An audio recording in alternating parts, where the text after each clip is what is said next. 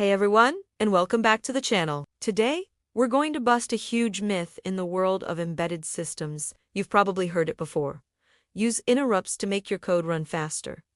Well, I'm here to tell you that's not quite right. In fact, it's a fundamental misunderstanding of what interrupts are really for. So, let's get this straight right from the start. Interrupts don't magically speed up your code's execution. A line of C code or an assembly instruction takes the same amount of time to execute whether it's in an interrupt service routine or in your main loop. The CPU isn't getting a turbo boost just because an interrupt happened. So, if they don't make your code faster, what's the big deal? Why is every embedded engineer so obsessed with them? The real power of interrupts isn't about speed. It's about making your system smarter and more responsive. Think of it this way. Imagine you're cooking dinner, and you're just standing there, staring at a pot of water, waiting for it to boil. That's like an embedded system without interrupts, constantly checking or polling for something to happen. It's a huge waste of your time and energy, right?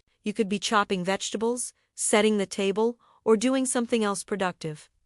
This is where interrupts come in. An interrupt is like setting a timer that dings when the water boils. You can go about your other tasks. And when that ding happens, interrupt you, stop what you're doing. Turn off the stove, and then go right back to your other chores. You didn't chop the vegetables any faster, but you managed your time much more efficiently. That's exactly how it works in an embedded system. The main program can be running its primary tasks, maybe updating a display or doing some calculations. When an external event occurs, like a button press or data arriving from a sensor, an interrupt is generated. The CPU immediately pauses its current task, jumps to a special function called an interrupt service routine or I, handles that urgent event quickly, and then returns right back to where it left off, as if nothing happened. This ability to react instantly to external events is what enables real-time control. It's how your drone stays stable in the air, how a car's airbag deploys in milliseconds,